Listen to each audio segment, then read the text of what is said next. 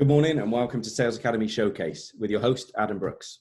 Sales Academy Showcase is a show where we interview business leaders to get underneath and to go a little bit deeper, to learn more about the people behind the brands that they've built. Now, I'm a big fan of podcasts, so I'm going to say this: podcast safely. Listening to engaging content can distract you from your daily life, but no animals or business leaders were harmed in the making of these shows yet. Today, we have the pleasure of a conversation with Eoin McQuone of Go Climate Positive. So an individual who I believe has an awesome business, but also an inspiring, inquisitive mind, an inspiring message. And as far as I'm concerned, Eoin is someone I like to hang out with. I always judge people by, would I like to have a beer with them? And Eoin is definitely one of these guys. I would let them introduce his business in more detail as we get into the conversation. But first, Eoin, let's start with how we met. So would you like to tell our listeners, our audience, how we met? Well, I won you in a charity raffle. So, you and I both have been used to go to Stroud on a few occasions, and I remember you and Robin Waite having a coach off, and there was a coach off for charity, and whoever was the highest bidder would get some coaching with yourselves and Robin. It turned out a lot of people were interested in coaching me, because I think 3 people actually all bid the same amount. As I recall. But it was great, because that actually got me into 6 months of coaching with yourself, and we've just kind of carried on from there. Yeah, it was great. It was a fun morning, and I was blown away with how much we raised for the charity, and the fact that all 3 of you. I had no option but to offer all 3 of you the deal, right? Because it was just you all pegged the same amount. So it was like, right, cool, let's do this. So what I loved about your presentation is the way you were bringing fun and games in. It was all about gamification, and I just thought, I'm operating in the world of sustainability, which frankly is a bit po-faced most of the time. And I just thought, we could do again a bit of fun in here. Yeah, well, we've had some fun on the journey so far, haven't we? So we have. Excellent. So let's go back a little bit further. And so before you met me, go back even further. And before you were doing Go Climate Positive, just tell us, so we can find out a little bit about you. What were you doing before? And so give us, myself and our viewers, a little bit of a background about Eoin and your career, experience, business, etc. Okay. Well, it's taken a few twists and turns. I actually left school as an apprentice doing electronics engineering. Okay. Believe it or not. But it turns out I was a rotten electronics engineer, and everything I designed refused to work. So I actually took a left turn into kind of technical training, and then into technical support and troubleshooting. And that actually kind of put me in this space where I was, on the one hand, talking with engineers, and my technical background enabled me to talk the language of engineers, but also talking to, I hesitate to say normal people, and being able to translate between the two. That led me to the company that was with asking me to move into product marketing, which is very explicitly about that interface between design and engineering, and the commercial aspects of the company and the rest of the world. And I've spent a lot of my career in product marketing. But I've been lucky, because the companies I've worked for, product marketing has been at the heart of business strategy. So that got me really into and thinking about business strategy, which is what I really love doing, actually. Yeah. And that's ultimately got me where I am. But I guess eventually I ended up as a company director in a large multinational company, which is kind of general management with a sales and marketing bias. Yeah. And that's kind of the last thing I was doing before I started my business, 18 months or so ago. Yeah, okay. And that kind of came out for me in the conversations we had, was that engineer that you talked about, and being able to translate between engineers and the reality of products and stuff, and people, that's a gift. Yeah, not everyone has that. The technical mind, and then translating that so that it makes sense and you can launch products and get it off the ground, but also having that commercial edge around the branding of it, the marketing of it, the sales of it, the commerciality of it. It's a kind of rare breed, to be blunt. So, well, I've been lucky that I've had all these different experiences, and as you know, when you're running a small business, you have to be able to put your hand to anything, don't you? So Yeah. having all these experiences definitely helps. Absolutely. Thank you, mate. That's brilliant. So what inspired you then with Go Climate Positive? What inspired you to get into this? Well, when I became a director at that last company I was working for, one of the things they like all the directors to do is, as well as wearing a functional hat, they like them to have a corporate social responsibility hat. Yeah, good. And the guy who looked after environment had just left. So I was given the environment to look after as a corporate social responsibility. And to be fair, although it was multinational, it was a family-run business, and the guys running the business actually really passionate about this as well. And that gave me the opportunity to really understand about environmental issues and how that affects business. And I came across a book called Overfished Ocean Strategy. In fact, I've got a copy here because I thought you might ask me this. Brilliant. By a lady called Nadia Zayshambayeva, I think. Well, good start to the pronunciation. And this had a huge impact on me, because for the first time it was talking about environmental issues not as a problem to be solved, but as a business opportunity. Okay. Yeah, and so in the context of solving the problem, but actually saying if we can approach environmental issues as a business opportunity, then actually there's we can actually get business engaged in that in a completely different way. And that completely turned on my head my ideas about how to approach about the environment and how to approach it, and it kind of helped me to see how I care for the environment and the world we live in, how that can align with my love of business strategy. Brilliant. And maybe take a different approach to solving some of these problems. Yeah. Fantastic. So in terms of I'm going to ask you about your passion about it in a minute, because I love listening to you talk about this stuff, because it can be a waggy finger industry, right? When we hear carbon footprint and all that sort of stuff, it feels, and I love the way you describe that at times. I'll get into that in a sec, but in terms of like the leap of faith or actually physically making the move into it, how long was that? Was it an overnight thing? What actually triggered it? Well, no, I'm a reflector and a planner. So I guess from the moment when I started thinking about this, well, the first thing I was starting to incorporate that idea into what I was doing in my day job. So I was lucky that I had a business unit to manage and lead, and so I could think about how can I incorporate these ideas into the strategy for my business unit. Yeah. And after I get that, I guess that's where the genesis came, it probably took me. Originally, it was going to take 18 months, but it actually took 3 years because I had a very smart boss. So it took me about 18 months of working out what I wanted to do and figuring out some of the processes and strategies and things the way I wanted to put it together. And then I went to my boss and say, look, I'm passionate about this. I want to do this. And she was very, very smart, because she said, great. Really happy to support you doing that, but can you do it for us first? Yeah.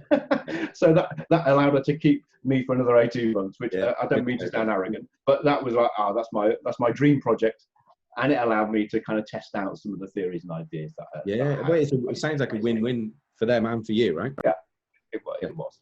And then once we got that done, I went back and said, okay, we've done this, but I really do want to get out and see what influence I can have on other businesses too. So 18 months or 3 years, I guess, depending on how you look at it. Wow. So the dream started to build and the idea started to build in that time. And the passion's always been there. So why do you believe in it so much? Now, this might be an easy question for you to answer, but I'm thinking from the viewer's point of view and everything else, why do you believe in it so much? Why is it so important to you that you dedicate all your time and passion and energy into this field and this business? I think there's a few answers to that. The first, and maybe the most obvious one, is, my daughter, Rhiannon, is 18 years old. She's getting out into the world. She's starting her, her adult life. And frankly, I don't want her to inherit a world that's becoming hostile to human life. And frankly, we're on a track where that's becoming the truth, where that's becoming the case. I just want her to have the opportunity to live a safe and healthy and meaningful life. Yeah. Which might sound a cliche, but it's what we all want as parents, isn't it? Of course it is. And it was getting involved in understanding environmental issues made me realise that actually, not in this. I've never been an eco warrior, but it's just in very practical terms, we can't carry on the way we are doing. Yeah. If we do, we're going to come into a full stop. Yeah. Because we treat the world as if it's infinite and all the resources are infinite, and we have our whole economic system and the way we do things is built on that principle that we can keep on taking stuff out of the earth, use it and chuck it away. And it's simply not the case. It's not true. It's a finite planet, and we're growing exponentially. So we've got to do things differently, just on a purely practical level. And then I just think, well, if that's good enough for my daughter, why isn't it good enough for everybody? And so, every other person's son or daughter deserves that opportunity to live a meaningful life and a safe life and a healthy life. So sustainability and operating in a better way is about social justice as well as about saving the planet. Love that. You don't hear about it talked in a kind of social justice format, and this is why I love talking to you about this subject, because I've learned so much from you in terms of the technical detail as well as the kind of reasons behind it and stuff. I can't remember, there was a fact, and I can't remember the specific fact, but I remember it blew me away when you shared with me about how long we've got left of farming if we carry on the way we are, and there were some real key things that 60 years has been estimated. 60 years of soil the way we're going. That's insane, isn't it? Yeah. I learned another really interesting and scary fact this week, actually. There's something called the wet bulb temperature, which is a way of measuring both temperature and humidity together. And there's a limit on that of 35 degrees. The wet bulb temperature is the limit of human life, and you can't survive that. And what I discovered this week is that there's parts of Pakistan and the UAE that have already hit that on more than one occasion, only for a few hours at a time. Yeah. But they've actually hit that limit of human life already. And yet we've still got a long way to go with global warming. Yeah. Well, it's one of these, I don't know whether it's paradoxical or just the complexity of it or the ignorance of it. There's, I used to watch my granddad repair stuff, and they never threw stuff away as an age, isn't it? But at the same time, they were probably living through the worst of the industrial age in terms of the mass production, the way we were. So we kind of can't hark back because it wasn't perfect then. We were kind of almost the romantic elements of how we lived our lives, but industrialized, it was just chaos. So why are we so slow to the game on this?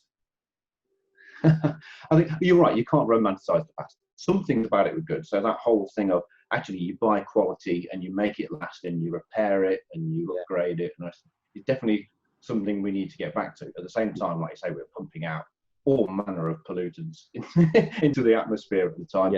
And in terms of social justice and workers' rights and those kind of things, there was something to be desired there too. So we shouldn't be afraid to learn from the past, both the good and the bad. So why does it take time? It's I think it's momentum. When you're running a business, and I've run a business in a big organization, there's a constant pressure to deliver on sales and on profit, and to deliver not just over 5 years, 10 years, but to deliver this year, this quarter, this month, this week. And so it's really, really hard to say, well, maybe we have to take a step back to move forward. And sometimes you do have to do that. It's really tough to do it. So there's just this massive momentum in organizations and in the economy, I think, that make it really hard to say, actually, we need to change direction here. And, you have to apply, if you just think of it in terms of physics, you're moving fast in this direction, you have to apply a massive force over here to get it to move in the direction. Yeah, totally. Um, So it's a so I combined, think, there's a big combination of, I don't want to get into politics, but of politics, of business, of education, of, and this kind of, it feels like a unification, because one of the things I've learned from you so far is it's the little things that we can do and the compound effect of those little things in everyday life and in everyday business. And, even my ignorance talking to you initially about, but that's for big guys, right? And actually, it's so not. I think that's one of the big reasons is it feels like such a big problem. It's like, oh, how can I have an impact here, because it's this massive problem. Yeah. And I've even heard, sustainability professionals I've been speaking with this week, even saying, in reality, we're not going to do this. And I thought, well, hold on, it is a big problem, but if I think we have a tendency to think of it in terms of individual efforts. So it seems massive because we've got to have lots and lots of individual efforts, and if we add all those up, we're there.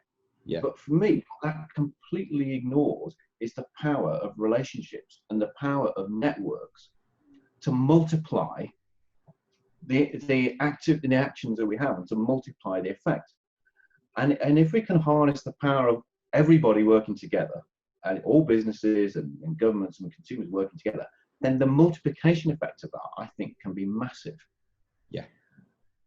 So, I still remain optimistic that we can do it. And, and what happens, when one business goes and then says to the next business, says to their suppliers, actually, I need you to come with me, or says to their customers, I need you to come with me, and I'm going to help you do it by creating products which are more sustainable. Yeah. Then that has a ripple effect. And that ripple effect causes exponential change. We just got to kind of get to a tipping point. We've got to push hard until we get to a tipping point. Once we do, then it'll start to move quick. And where do you think, in your opinion, where do you think we are on that journey so far, as a globe or as a business community? I think the penny's dropped. Okay. I think that's where we are, if we're honest. So massive action has a long time. But the realization has. Yeah. I think that's where we are, and that's obviously the first thing that has to happen before you can change anything in a system. Is the penny has to drop with enough people. Yeah, absolutely. In fact, where you mentioned a penny, first time I ever read it was in Darren Hardy's The Compound Effect. Well, we're talking about the compound effect, and I don't know whether it was written before or not, but it was asked a question of kind of delayed gratification, really. So would you, if I was to give you £3 million now in your hand, or a penny that doubles in value every day for 31 days, what would you rather have? Yeah. And I've ran this exercise at talks, and there's so many people go for the 3 million and stuff. And it's like, at day 29, it's worth 2.7 million. So your 3 million looks good. The penny is only worth 2.7, but then it goes 5.4, and then it goes 10.6. And it's like, that's the power of that little action compound effect done continuously over a period of time. And it really, really just hit me hard in terms of, it's the little things that we do that make a difference. It is, and that's exactly the approach that we need to take on the climate emergency and on sustainability in general. Yeah, and I love that in your name. It's go climate positive as opposed to carbon positive, which I kept calling it that for a while. But it's that whole carbon message, which I don't think is. We'll talk about some horror stories and that in a little while. But I don't necessarily feel it's done the industry as much good as it should have done, because it came across as a sort of a rap across the knuckles in effect. And that was, I've just come back from Milan and stuff, and that's 2 flights. So I need to understand more how I can offset that sort of stuff, but also then look at supply chain. And that's the exciting stuff that I want to get into in a bit more detail as well in a minute, about how you really look at the whole journey, not just the individual business. Right. So on that kind of, sorry, mate, go on. I was going to say, there are a lot of confusing jargon words and terminologies around this, which we can start to unpick. One of them you've already mentioned, carbon positive and carbon negative. Yeah. You've probably heard both the phrases. The crazy thing is, they mean exactly the same thing. Or in fact, the way in which organisations use them, they're using them to mean exactly the same thing. Yeah, but that's confusing that's confusing as heck. Yeah, absolutely. Carbon negative is correct mathematically, because we're trying to save more carbon than we're producing, so it's less. The problem with it is negative language kicks in like loss aversion bias. So it's actually not very motivating, which is why I think some organisations use carbon positive, but that's mathematically incorrect. So that's why I prefer to use the word climate positive, because ultimately we're trying to have this positive impact on the climate. Yeah, I love it. And it just, it simplifies the message down. So I wanted to ask you about why would somebody need your services in their lives, but I'd like to bring that closer to the end of the conversation if I could, Ian, because while we're on this subject then, let's explore what are some of the myths, the horror stories, the negative rumors about your industry. Let's bust a couple of these myths now, because there's so many things that get thrown about the planet warming up is a myth, it doesn't exist, and all that sort of stuff. And you've got political leaders even arguing this and some disagreeing with it, and the Paris, so bust a few of these myths for us now with your knowledge. Well, to be honest, I'm pleased to say I'm not sure that we have that we've still got that global warming is a myth as an overriding issue now. Everybody I speak to is perfectly happy to accept it. Yeah. And I think even the governments that don't like what we've got to do to combat it, officially do recognise it. Yeah, they're accepting it. Okay. So I think we're largely beyond that now. I think that actually the biggest and most dangerous myth is I was talking about earlier is the fact that it's too big to deal with, and that therefore we shouldn't actually try and do anything about it at all. Because as I say, I think through the compound effect and through just getting on and starting them down that journey, we can absolutely have a massive impact on it. Yeah. There are all sorts of things. So there's a lot of confusion around the terminology. So even what a carbon footprint is, if you look at the standards, believe it or not, the way the standards are written means that you can actually choose how much of what you do is included in your carbon footprint. So some organisations will say my carbon footprint is the energy that we're using in our operations and the fuel that we're using on our operations, and kind of leave it at that. Okay. But that's neglecting all of the carbon that's used in our supply chain and in our value chain. And so when you're looking at to do a full carbon footprint, it's really important to look at all those activities. But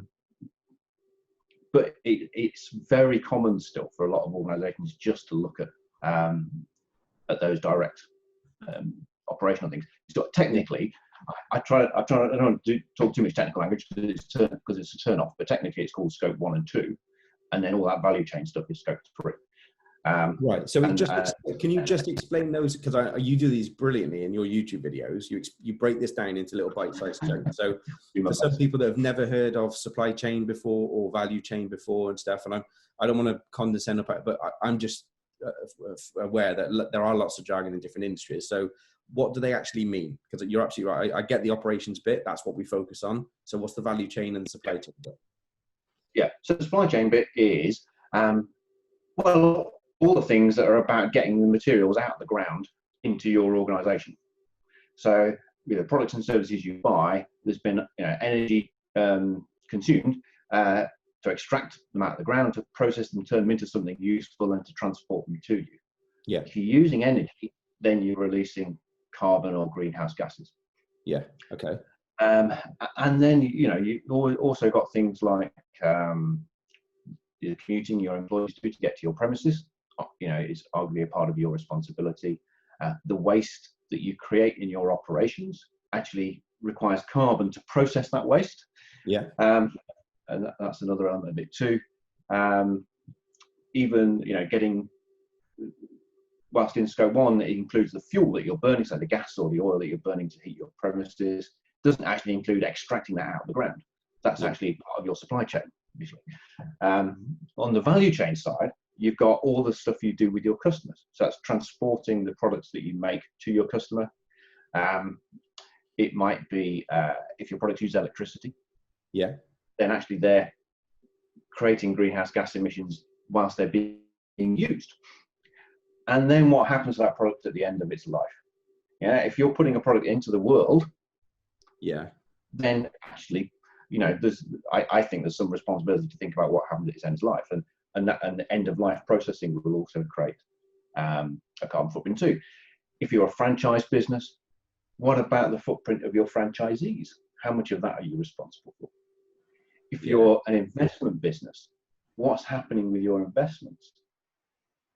Yeah, okay. And what kind of footprint are they creating? As in, which companies are they invested into? And then absolutely. Right, okay. Because that's a choice. That's a choice you make. And you can choose to invest in companies that are polluting or not. And, you know, how readily available is that kind of, and this is like the penny dropping. This is where I think you know, because I use a mobile phone and we all do, right? We're now using Zoom technology to do this interview and stuff like that. And, you know, the amount of digging up of the ground just to produce one screen is insane, right? But, you know, Microsoft is shoving great big server tanks down into the ocean to keep them cool and stuff, so that we've got these kind of facilities. And with all lockdown, you talked about the fuel of all your staff and where they're coming from to come to your offices, a responsibility that we have as a business. We could easily say, oh, it's all right, we're doing it all by Zoom now. But what's the carbon effect of, or the kind of climate effect of all of these Zoom calls? Because that's massive data centers with servers and rackings, and they heat up. And then you've got air conditioning units to keep those cool. So this isn't as green as it looks, is it? So it's quite a complicated... It is complicated, and I do my best to try and take that into account. What I will say is it's greener than us all driving around to see each other. Yeah. Unless you've got an electric car. So to estimate it is a challenge. Yeah. And one of the myths, I think, and one of the difficulties is, and the reason a lot of big businesses haven't gone fully into that whole supply chain and value chain, is because it's difficult to accurately calculate. Mm. And they often say, well, we can't calculate accurately, so we won't include it. Now, my point of view is, I think it's more important to have a ballpark estimate of everything than to have a really accurate calculation of a small amount. Yeah. Because we, you know, at the end of the day, it's all about choosing, you know, going in the right direction and doing things that are going to actually reduce our footprint, and doing the things that will reduce our footprint the most. Yeah. And ignoring something that's potentially big just because it's hard to calculate doesn't actually help that. Okay? It's much more important to give the best estimate we can, and then we'll see. Yeah. Ballpark wise, is it, you know, if you look at the 80-20 rule, is it in the 80% or is it in the 20%?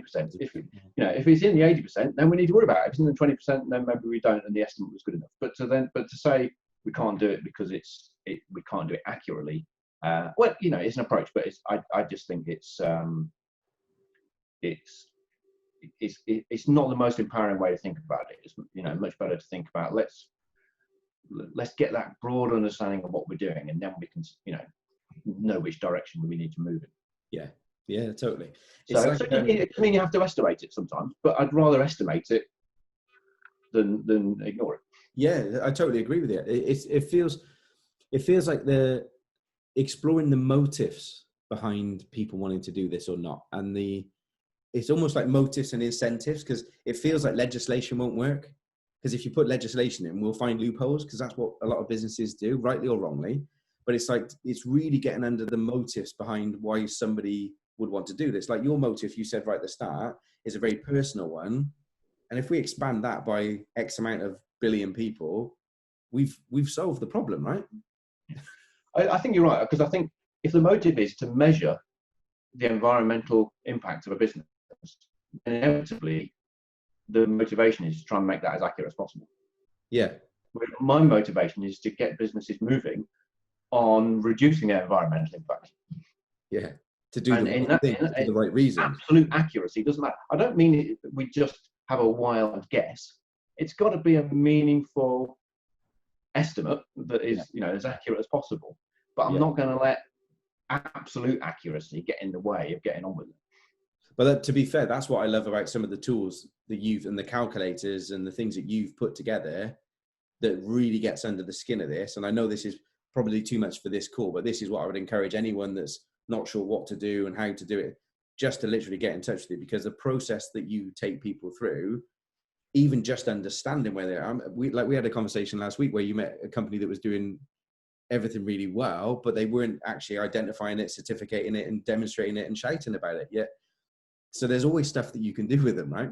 but the process that you take them through, and you've shown me, just it makes sense, and it's the first time it's ever made sense to me.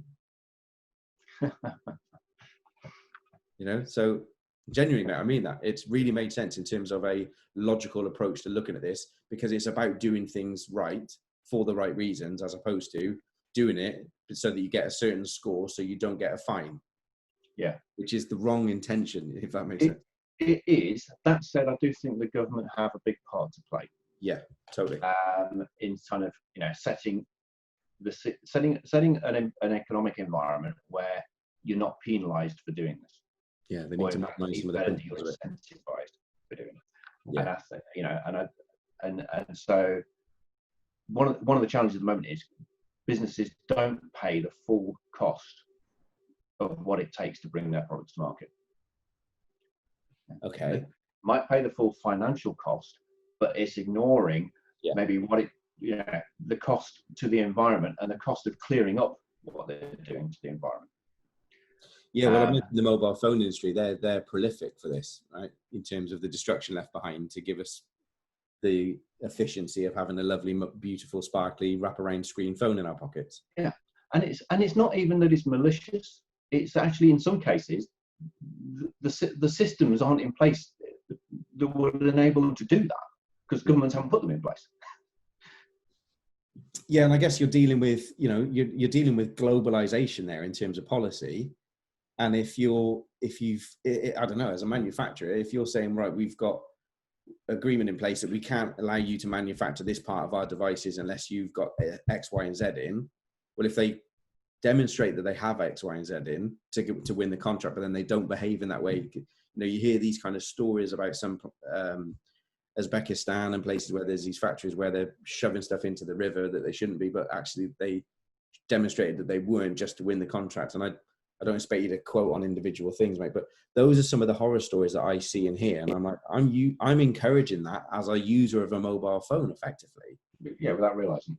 Yeah. And that goes back to this ignorance, right? So, okay, so there are some horror stories still to put right. So what setbacks then would you say you've had in terms of so far getting this, the message out there, really understanding that message and translating that message, and how have you overcome those setbacks so far? I think the biggest setback, if you like, is myself, and not realizing that everybody wouldn't be as excited about this as me.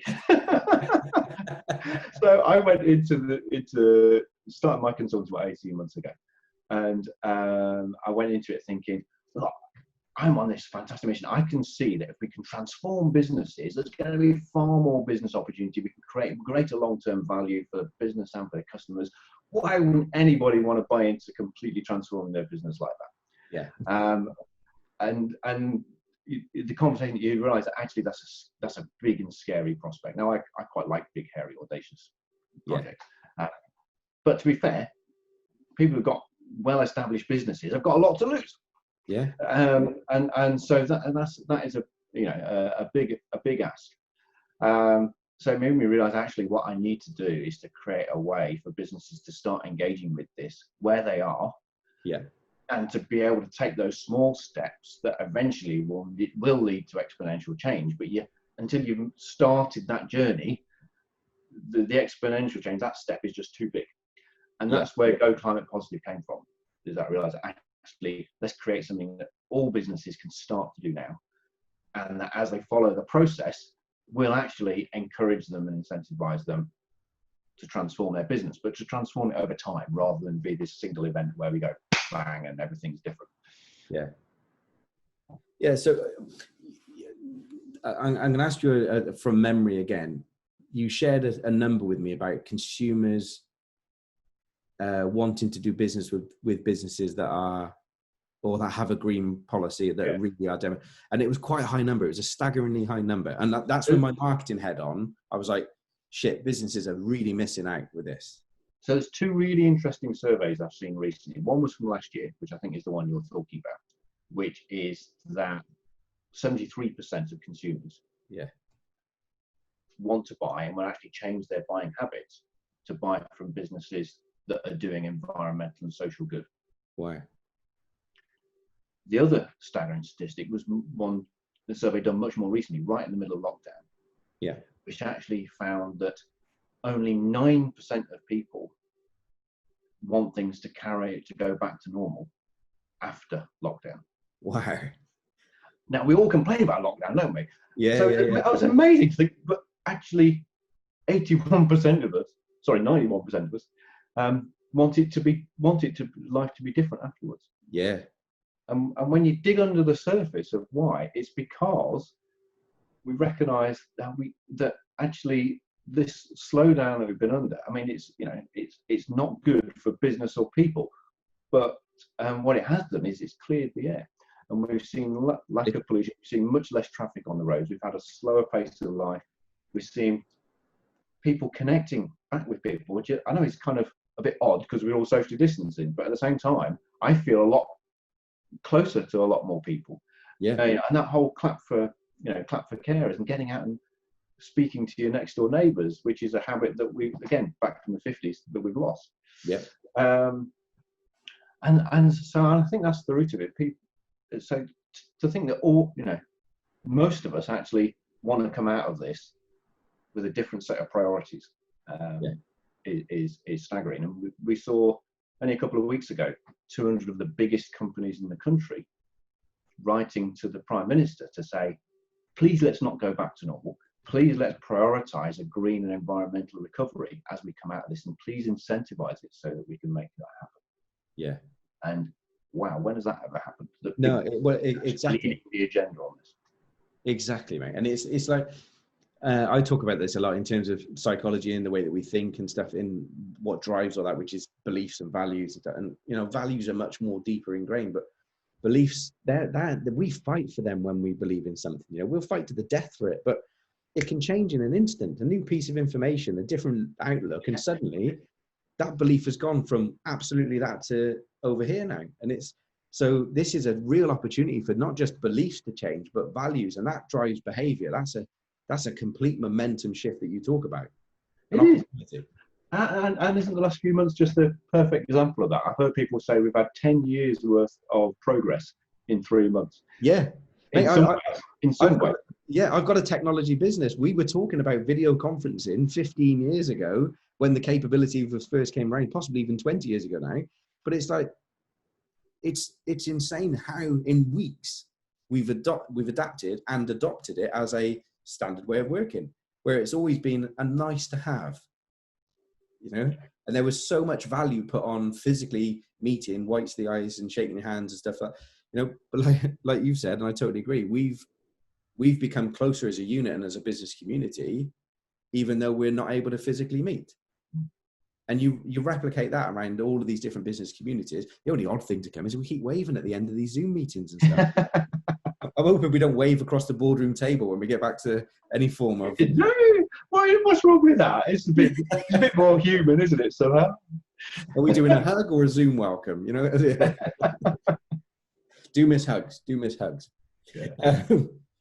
Okay, cool. So 73% of consumers, just coming back to that for a second, that blew me away, because you know what I'm like in terms of my marketing brain and the kind of content and all that sort of stuff.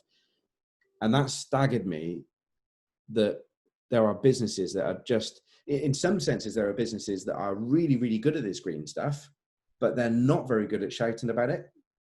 They're not very good at sharing it. And they're certainly not making their consumers aware that they are that way inclined, right? And then there are others that are just not very good at it in terms of doing good things, and also not very good. But to understand that we are sitting here as a driving force now, almost the power in the consumer's hands to go, we want better. Yeah. And that's moving into the we expect better, because this is an instant gratification society. So the impact of, if we don't see businesses shifting after this lockdown period and during this lockdown period, I think that's going to have a massive impact on the way that we have to market and communicate and tell our stories, from the little man right up to the super big guys. And I think the little man can adapt quicker.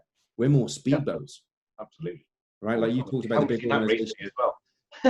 But no, it is. But the challenge then is, how do consumers then know that the messages they're getting from the businesses and brands they're buying are meaningful and, Yeah. and they're actually doing what they say they're doing. Because, like you say, there are some businesses that do great things and never talk about it. Yeah. There are some doing terrible things, but are actually brilliant at spinning, straw into gold. And then have you thinking that they're the most environmental company, not, and actually what they're doing is just trying a little bit over there. Yeah.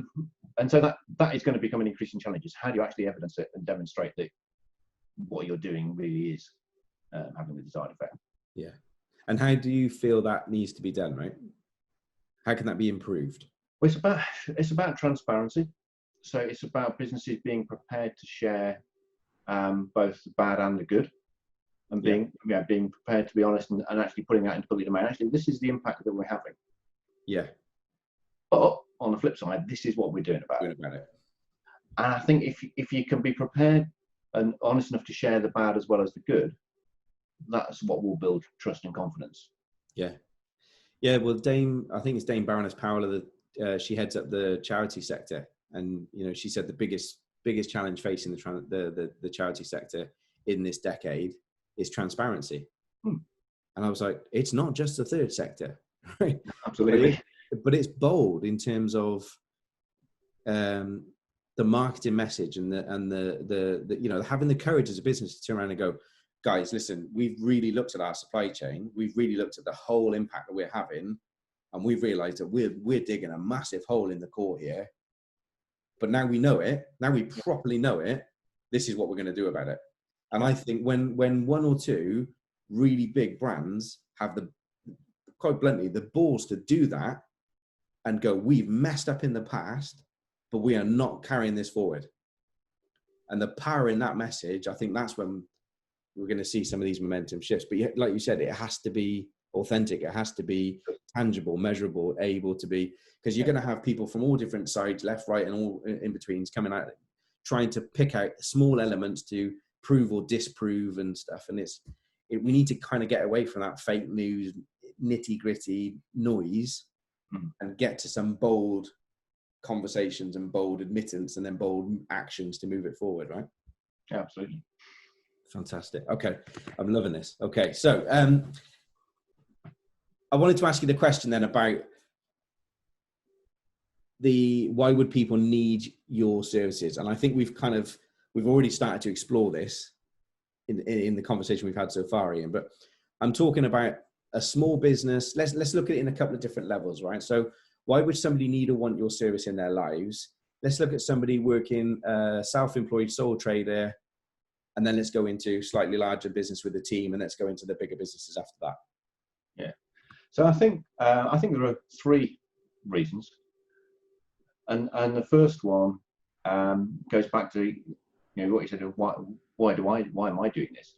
And I think the best way to describe it is in the words of a member of Go Climb Positive who joined at the beginning of the year. And I asked him that question, why do you want to do this? And he said, well, I woke up one day with a conscience. Why? And it's that inner, if you like, stops you in your tracks, doesn't it? It does. It's that inner feeling that actually, do you know what? I want to wake up in the morning feeling that I'm doing something about solving the problem, not feeling I'm contributing to the problem. Yeah. And there's a massive personal, emotional benefit and spiritual benefit, if you want, if you like. I think that should resonate with most, if not all, entrepreneurs, because we've had that same seizure moment of, I can't work for that boss anymore, or oh my God, I have to do this now. This has been my dream. And that pivotal moment where we wake up in a cold sweat in the middle of the night, as Michael Gerber talks about it in the E-Myth, where we have to do this. So we have those feelings as entrepreneurs. We have those momentum sort of triggers. So we should be able to relate to that in terms of our why, right? And once we wake up to the impacts we're having, but that's got to come from us analyzing it and having these conversations with you to understand what we analyze and how we analyze it to get the best estimate. Yeah. But I think it's important to have that actual emotional reason to do it. Yeah, definitely. Because none of this stuff comes easily, and it all requires work. And so you've got to have that why behind you to say, yeah, I'm doing this because I believe it's it's the right thing to do. Yeah. What's the phrase? What's the phrase? When your why's big enough, you can overcome any how. Yeah, absolutely. Yeah. So the second reason is that Yeah. actually they might have already started on this journey and have done a whole load of things, but I then realised, probably need to be a bit more considered about this. Yeah. Because I've done a whole load of things, but I don't actually know which ones have made the difference. Okay. And I don't know what to do next to have a difference. Yeah. So the process we go through, because it is quite considered, and we look through every single thing you're doing and then identify where the biggest are, means it can help you actually be more considered about where to go next. Fab. Okay. So that makes more sense to me from, again, what you were saying earlier about it feels like such a big issue, global climate. How can I make a difference, right? The little mosquito, as Gandhi talks about and stuff. You're too insignificant. But yeah, what part can I play? How can I make it? Well, if it's about the fact that it's a massive overhanging cliff and I don't know where to start, but actually by starting the process, I realized that this is interesting. There's more to this than I thought, but there's also a process to this that I can follow to make it make sense and easy to understand. And as an outsider looking in, and I mean this, that's the bit that I think you feel.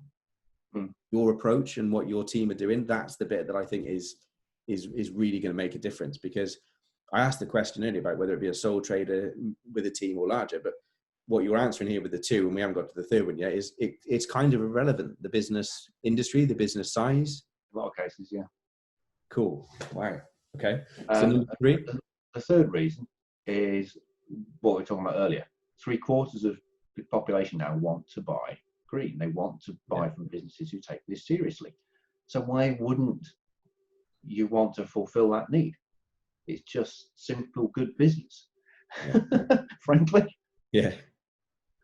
Which sounds really simple, but it should be. Yeah. We're in the business of creating value for customers, aren't we?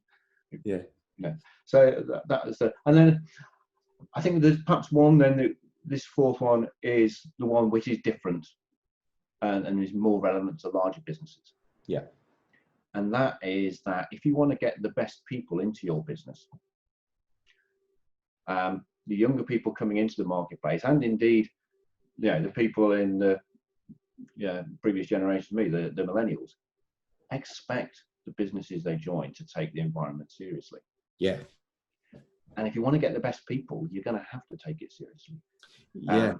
And I've been talking to recruiters and people in that kind of industry recently, and they're saying actually, the issue of what difference the company they're going to make is actually making on environmentalism. That's more important than what they do. Yeah. They're more interested in choosing a career based on the organisation and the values of the organisation than they are on what the organisation actually does. Yeah. Which is a complete turnaround. If you think back, go back to the 50s again, where you'd go into an industry for life, wouldn't you? And yeah, exactly. Yeah, you get your carriage clock after 25 years, And here it's actually, instead of choosing industry, it's really interesting. You're choosing the values that matter to you. Yeah. And so again, if you want your business to thrive in the long term, it's something to really consider. It's all about getting the best people on the bus, isn't it? Well, mentioning no names, a construction company or a company within the construction industry, right? So you've got a complete realm there of different and very, very archaic processes blended in with some really futuristic, and I've seen a school that was built with all of the great intentions where they had under, all of the water under the floor stuff, and they had massive great big tanks buried in the ground. They had grass growing on the roof, and but actually when you looked at it on paper, it kind of sounded, but in reality, one was combating the other, and it was almost cobbled together because it hadn't been thought through. And it was and a company I was recently talking to, one of their shining stars is literally at the point of losing love for the business and wanting to move out because her passion for green is just not being taken seriously. Because the industry and the company has been in the industry and been almost jaded and beaten down by the industry, as in, but if we did that, it would be an extra $500,000, and they won't go for that because they're being beaten down by price, or they've been beaten down by time scale and stuff. And it's, again, some of that bold actions to turn around and go, let's include this right in the feasibility, right at the start, as options. Because if we give it options, right at the beginning, then people can make informed decisions, right? So she's getting really, really frustrated with the fact that the business that she's in, that she fell in love with, isn't taking this seriously. And it's such an important part of it. And she is a young pup coming through. She's a proper talent pool shining star. And I totally agree with you. Industry are going to lose out on their talent pools, and they're going to kind of break them because they're not shifting with what's coming through. So fab. Okay, so 4 things instead of the 3. That's lovely, man. That fourth one kind of came as you were talking about larger businesses. That kind of occurred to me as we were talking. Yeah, well, it is massive, because always keeping an eye on that talent pool of where it's coming from and what's important to them and stuff. And again, we saw it in the tech industry. The IT guys of the old, were very controlling and very, like, they took over from the accountant because they had the password, so they could almost become godlike status in businesses. And then you got the young kids that were coming through. They were thinking mobilization and unification and all these kind of things that older guys were going, "You're not allowed in my server room. That's my domain." And it didn't fit, so we'll see the same. Interesting question then. What one piece of advice would you give someone who is thinking of taking the leap in their own business, just to do their own thing? And I know this is coming away from the carbon message for a moment and the climate message for a minute. It would be test small and fail fast. Test small, fail fast. Yeah. Love that. So don't spend 6 months, a year, 3 years trying to make your idea perfect.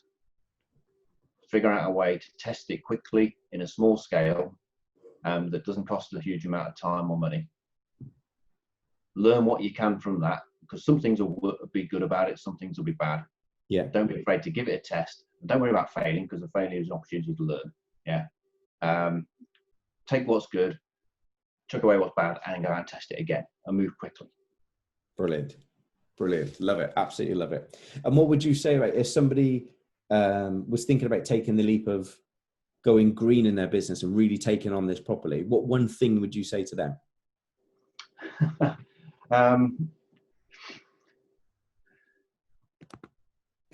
Understand what you're really trying to achieve in it. Understand what your goals are. Yeah. And why you're trying to do it. Yeah. And then drive towards that, because green means different things to different people.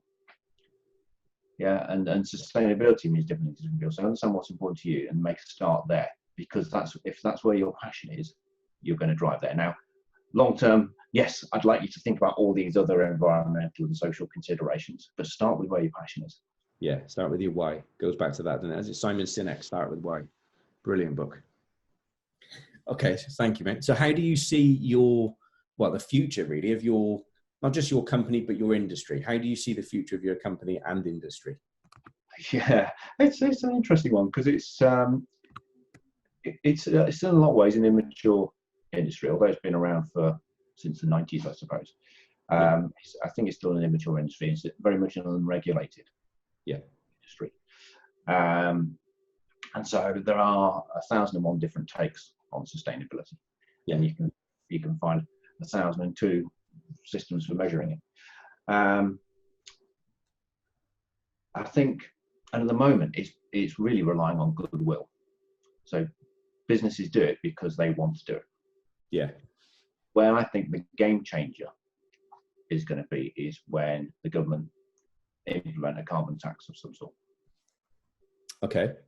Because that will stop it, will move it out of their own goodwill, and actually every business is going to have to take it seriously, because it's about that is an attempt, if you like, to cost in the environmental damage or environmental benefit that a business is providing, and all of a sudden every business is going to be having to think about that. Now, exactly what form that looks like and what that takes, I don't think we know. I don't think that's been decided. How it's regulated. Some sort of carbon tax or carbon price, how that is definitely coming down the tracks. I was going to say, how likely do you think that is? I think it's really, when, not if. Yeah, it's way not if. It's one of the key levers that governments can pull to meet the commitments that they've made. Yeah. Um, and then you also think, well, right now the government have taken on an awful lot of extra debt in order to get us through this short term. Yeah. How are they going to recover some of that debt? And you do think, well, part of that is probably going to have to come from incentivizing business to move in the right direction, shall we say? Yeah. Yeah. So I definitely think it's a when not if, although in what form remains to be seen. Yeah. Okay. And what about your company? How do you see your company, the future of it changing or growing? Or so my company, I'm nothing if not ambitious. So this year is the year of really consolidation, getting all of the processes right, bedding it in and making sure it works right, and then it's about going national, and ultimately, I think we can be international too, because fundamentally, it's a global problem. The principle is a global problem. The principle is the same regardless of where. Yeah. And it's all about helping, especially small and medium businesses, get to grips with this issue. And there hasn't been too much help in the past. I think there's been a lot of work done with big corporates. Yeah. But not a huge amount of support for the small and medium-sized businesses, which after all make up 80% of the businesses in the country. So. Yeah, and well, in pretty much in every economic part of the globe, in every continent, it's the small businesses that are over 50% that are contributing the revenues and the employees. So yeah, and at the end of the day, the more I can grow and the more businesses I can influence, and the faster we can move to solving the problem. Fab. Okay, fantastic. So I want to come away from the business for a second and just finish off with a couple of questions about bringing it back to you, really, Eoin. So, what are you listening to or reading at the moment, right now? What are you reading right now? What are you listening to right now? Reading. I'm sure I just literally just finished it actually. What We Need to Do Now by Chris Goodall. Okay, cool. It's a really good read. It's a very practical and guide, if you like, to what are the technologies we need to introduce, what are the systematic changes we need to get us from here to zero carbon future in 2050 that we need to do. Yeah. And it's very much grounded in current research and current thinking and technologies that are around or emerging now. And it's very, very readable. So it's worth a read. It's good. Cool, fantastic. And what would you say? We'll put a link up to the book actually when we share this out. I think it'd be useful in a couple of books you mentioned. So, what is your go-to author or book for either business or self-development for you? Whether that be one you've read many times or. The author I really like is Daniel Pink. Okay. So I've got a lot out of his books, Drive especially, which is all about actually what motivates people and what is motivation all about. And I think it's very, very powerful to think in those terms. Yeah. And his other books too are really interesting because they are rooted in hard research, but they're very, very readable and practical and applicable. So cool. So it's not too textbooky, it's not too kind of academic, but it also is based in a lot of not just science, but a lot of kind of, as you said, research. There's a lot of fact in there. Cool. Yeah. Fantastic. Okay, so before we kind of finish off, I'd like to talk about links and stuff. There is one thing that we haven't mentioned, which I think it's only fair that we do. Because for those people that don't know you, there is something that you do when you're not working, which is a bit of a performing aspect. Do you want to just share with the guys a little bit about what we can find you doing when you're not changing the plan? Yeah, everybody has to let their hair down, even people who have no hair like me. So outside of work, I play bass guitar with a band called Dire Straits, who are a Dire Straits tribute band, and we try our very best to be really, really faithful to the music because it is unbelievable music. Yeah. And we please know we don't try and dress like Dire Straits because think they were once voted the 7th worst dressed band in history. I'm Telemetry and so we don't wear the headbands or anything like that, but we do play the music very authentically, and it is a great opportunity to blow off steam. Yeah. Love Over Gold is a fabulous album. I think Private Investigations and a few tracks on there are just Tunnel of Love. I just think is the perfect song. Yeah, you kind of just put the headphones on, turn the lights out, and just lose yourself in the music. Yeah. Yeah, incredible. And I understand. Well, I don't understand. I absolutely know you're not just a bit of a runner. You are a pretty prolific runner. Is that right? Well, I do like to run. Yeah, I couldn't claim to be that good at it, but I do really enjoy it. Again, I just love it. And I think it's great for the mind, it's great for the body. I only discovered it 3 years ago, but now I can't stop it. So yeah, yeah, I love it. That's it. So and it's good for the planet. It's good for the health as well, right? Yeah. The frustrating thing this year is I've actually got a place in the London Marathon, and then of course it's not been able to. Yeah. Okay, but they haven't actually cancelled it yet, so you never know. It might yet take place in October. Yeah, exactly. But I've seen quite a few of these runs happening on treadmills remotely and stuff, and people. There's a lot of virtual races been going on. Yeah. Yeah. I have to give myself a bit of mischief doing a virtual race and trying a bit too hard. Competitive? Who knew? Oh, yeah. Fantastic. Okay, so finally then, we'll share the links to find you, contact information and stuff like that, and links to your YouTube channel and stuff. But rather than just assuming, how would you prefer people reach out to you?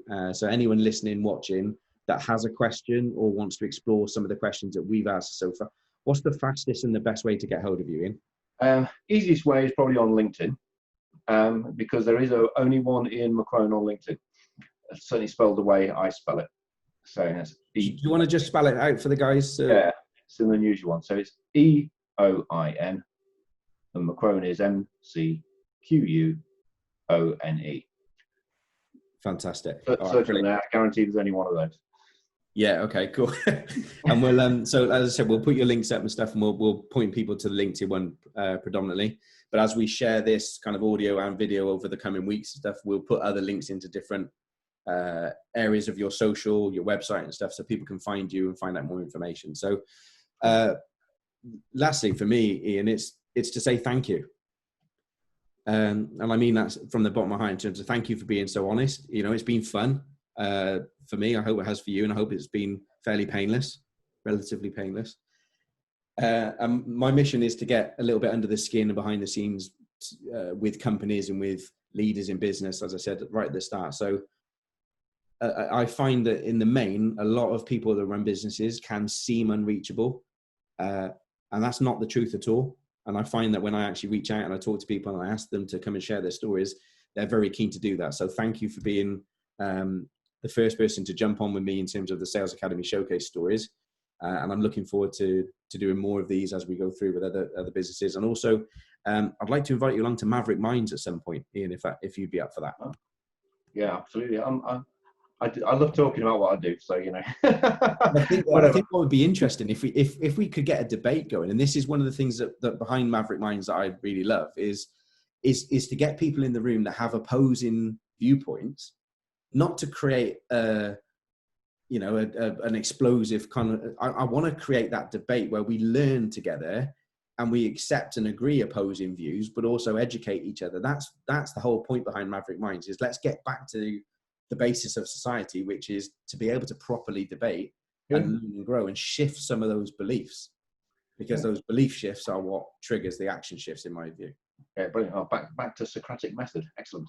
Yeah, exactly. The Socratic method of dialogue. So, I'd love to host you and somebody who's not necessarily just anti-climate positive or anti the climate change, but somebody that's having just a complete, and maybe 2 or 3 of you, like a range of people that have got different views on this whole climate message, so we can have a fun and get intelligent, and let's hope we have no walkouts. But let's push some of the boundary of that conversation, because I think that's what's needed, is to get it into people's minds, into their conscience, is to push some of the myths and push some of the boundaries. So I'd love to invite you back on the Maverick Minds in the future. Yeah, sounds fun. And never be afraid to have a debate and to learn, because we've all got stuff to learn.